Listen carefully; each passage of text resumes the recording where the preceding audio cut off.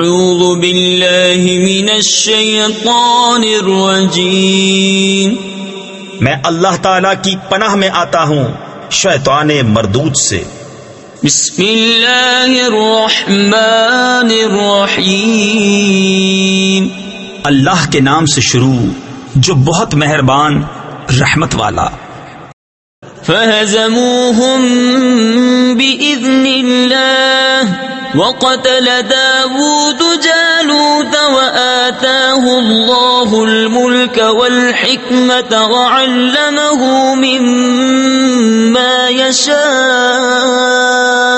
ولولا دفع اللہ الناس بعضهم ببعض لفسدت الأرض ولكن الله ذو فضل على العالمين تلك آيات الله نتلوها عليك بالحق وإنك لمن المرسلين۔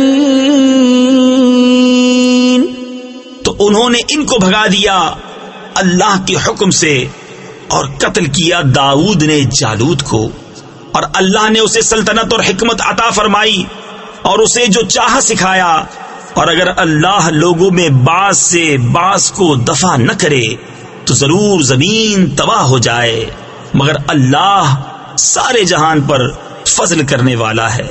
یہ اللہ کی آیتیں ہیں کہ ہم اے محبوب تم پر ٹھیک ٹھیک پڑھتے ہیں اور تم بے شک رسولوں میں ہو۔ تلك الرسل فضلنا بعضهم على بعض منهم من كلم الله ورفع بعضهم درجات۔ یہ رسول ہیں کہ ہم نے ان میں ایک کو دوسرے پر افضل کیا، ان میں کسی سے اللہ نے کلام فرمایا اور کوئی وہ ہے جسے سب پر درجوں بلند کیا۔ تفسیر خزائن العرفان میں ہے، وہ حضور پر نور سید انبیاء صلی اللہ تعالی علیہ وسلم ہیں کہ آپ کو بدرجات کثیرہ تمام انبیاء علیہ الصلوۃ والسلام پر افضل کیا۔ اس پر تمام امت کا اجماع ہے اور بکثرت احادیث سے ثابت ہے۔ وآتينا عيسى ابن مريم البينات وأيدناه بروح القدس ولو شاء الله ما اقتتل الذين من بعدهم من بعد ما جاءتهم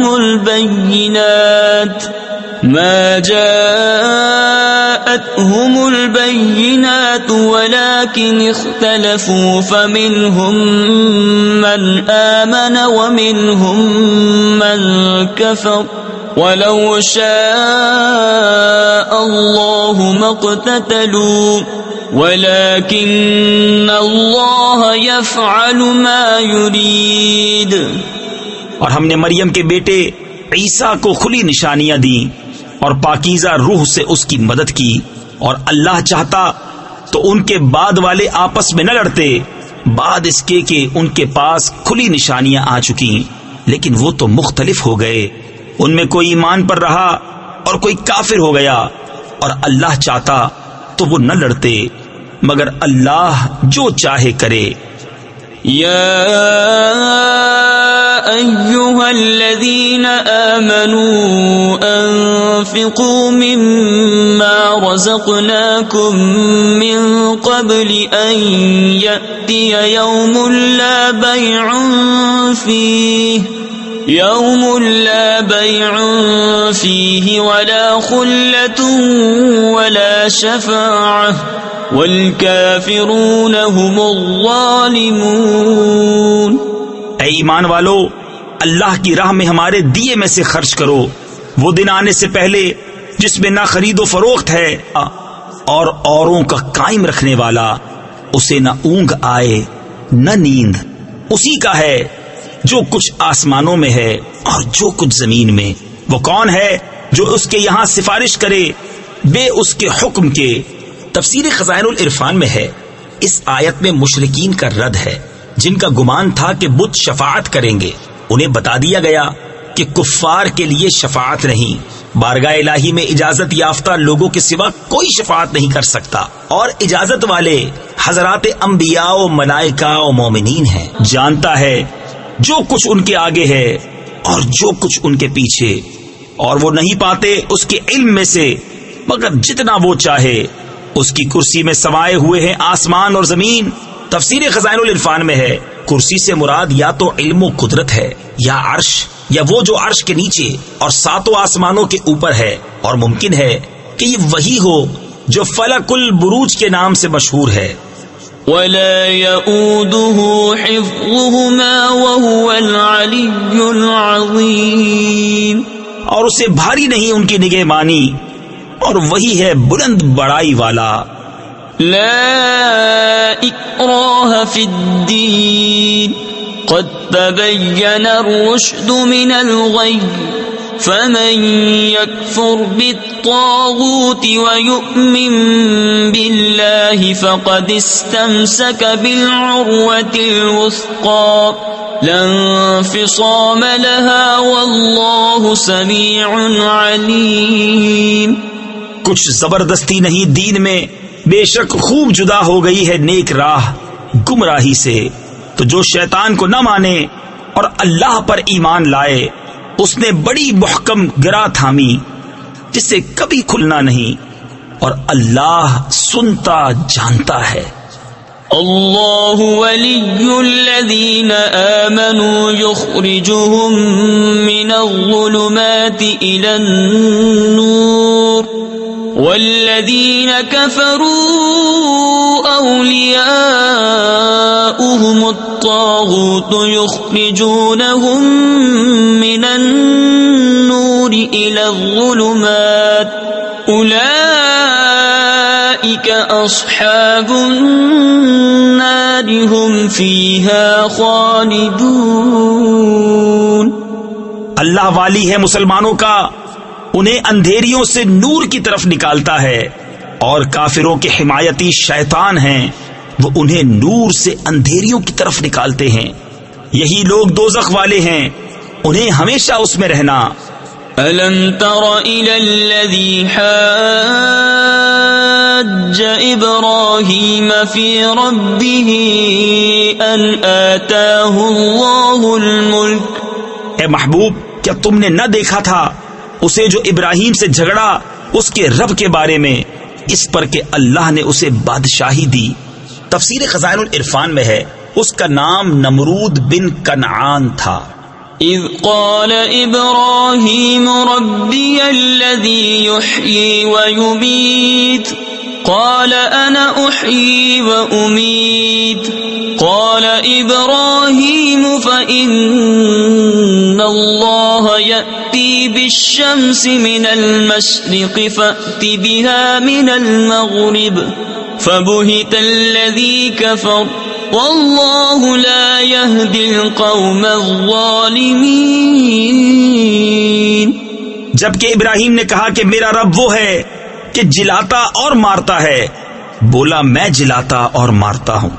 ابراہیم نے فرمایا تو اللہ سورج کو لاتا ہے پورب یعنی مشرق سے، تو اس کو پچھم یعنی مغرب سے لے آ، تو ہوش اڑ گئے کافر کے، اور اللہ راہ نہیں دکھاتا ظالموں کو۔ او كالذي مر على قرية وهي خاوية على عروشها قال أنا يحيي هذه الله بعد موتها فأماته الله 100 عام ثم بعثه قال كم لبثت قال لبثت يوما او بعض يوم۔ یا اس کی طرح جو گزرا ایک بستی پر اور وہ ڈھئی یعنی گری پڑی تھی اپنی چھتوں پر، بولا اسے کیوں کر جلائے گا اللہ اس کی موت کے بعد، تو اللہ نے اسے مردہ رکھا 100 برس، پھر زندہ کر دیا۔ فرمایا تو یہاں کتنا ٹھہرا؟ عرض کی دن بھر ٹھہرا ہوں گا یا کچھ کم۔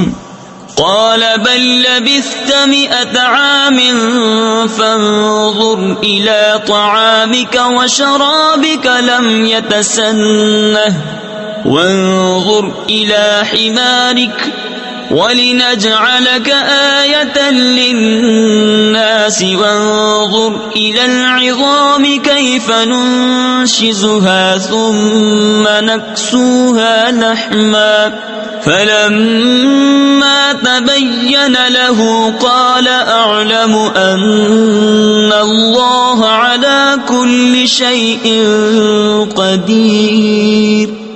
فرمایا نہیں، بلکہ تجھے 100 برس گزر گئے، اور اپنے کھانے اور پانی کو دیکھ کہ اب تک بو نہ لایا، اور اپنے گدھے کو دیکھ کہ جس کی ہڈیاں تک سلامت نہ رہیں، اور یہ اس لیے کہ تجھے ہم لوگوں کے واسطے نشانی کریں، اور ان ہڈیوں کو دیکھ کیوں کر ہم انہیں اٹھان دیتے پھر انہیں گوشت پہناتے ہیں۔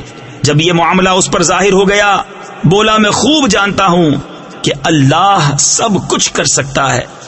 وَإِذْ قَالَ إِبْرَاهِيمُ رَبِّ أَرِنِي كَيْفَ تُحْيِي الْمَوْتَى قَالَ أَوَلَمْ تُؤْمِنْ قَالَ بَلَى وَلَكِنْ لِيَطْمَئِنَّ قَلْبِي قال فخذ 4 من الطير فصرهن إليك ثم اجعل على كل جبل منهن جزءا ثم ادعهن يأتينك سعيا واعلم أن الله عزيز حكيم۔